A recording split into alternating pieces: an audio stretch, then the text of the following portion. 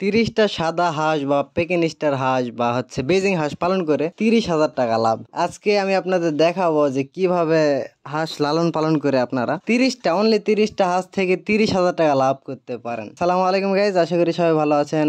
আল্লাহর রহমতে আমিও ভালো আছি। আপনাদের মাঝে আমি চলে আসলাম আর একটা নতুন ভিডিওতে। আর এই ভিডিওতে আমি আপনাদের দেখাবো কিভাবে 30টা হাঁস পালন করে 30,000 টাকা লাভ করতে হয়। তো আবার যেন তেন হাঁস না, বেজিং হাঁস বলেন বা পেকিং স্টার 30 হাঁস। আর আপনারা ইতিমধ্যে অনেক ইউটিউবার ভিডিও দেখছেন, আর আপনারা অনেকে হয়তো বা ভাবছেন এটা কিনবেন বা অনেকে কিনেও ফেলছেন। তো আপনাদের মতো আমিও অনেকের ভিডিও দেখছি, আর এটা থেকে অনেক লাভ করা যায়। এটা আমি আসলে আগে আমি বিশ্বাস করি নাই, তবে কেনার পরে সেটা এখন নিজেই টের পাইতেছি। তো গাইজ, আপনারা প্রথমে হাঁস কিনবেন। হাঁস কেনার পর ব্রয়লার যে ফিড আছে সেই ফিড খাওয়াবেন লাগারে 30 দিন। আপনার ওজন আসবে মোটামুটি 3 কেজি। তবে আপনাদের পাখা গজাবে না।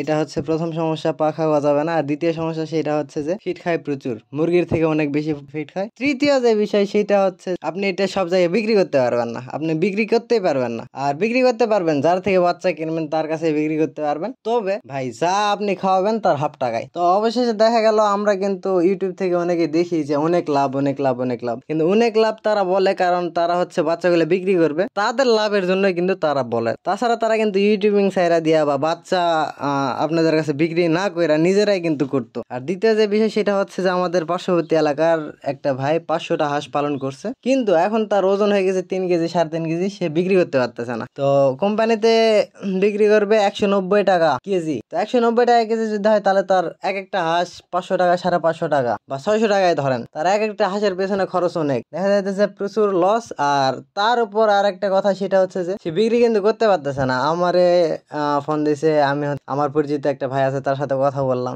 হাঁসগুলো কিন্তু বিক্রি করা যাচ্ছে না। আপনারা যদি মুরগি পালন করেন বা আদার্স কোনো কিছু পালন করেন তাহলে সেটা কিন্তু আপনি অনায়াসে বাই সেল করতে পারবেন। কিন্তু এই যে হাঁসটা, এটা আপনি কিনতে পারবেন ঠিকই আছে, তো বিক্রি করতে পারবেন না ভাই। দেখা যাইতেছে যে লস আর লস হবে। অনেকেই দেখাইতেছে যে ব্রয়লার মুরগি বাদ দিয়ে এই হাঁস তারা পালতেছে, একরকম প্রমোশন করতেছে, তো আবার টাকার জন্য। তো আমরা এরকম লোভনীয় প্রলোভনে না পড়ি। আমরা যেমন আমার কথাই বলি, আমি যদি ওই যে খাকি ক্যাম্বেলের কথা বলি, তাহলে আমি কিন্তু আমার খাকি ক্যাম্বেল হাঁসগুলা বিক্রি করতেছি 350 টাকা করে, মোটামুটি বিক্রি করার প্রায় শেষ। আর অনলি 11টা আছে। তো আমি 350 কিছু কম বেশি বিক্রি করতেছি। এইগুলা কিন্তু নতুন হাঁস, পুরাতন হাঁস না, নতুন হাঁস। তারপর আলহামদুলিল্লাহ আমি পাইতেছি। তো এগুলা কিন্তু আমার তেমন কোনো খাওয়ানো লাগে না। 200 টাকা করে যদি বিক্রি করি তারপর আমার লাভ, লস নাই।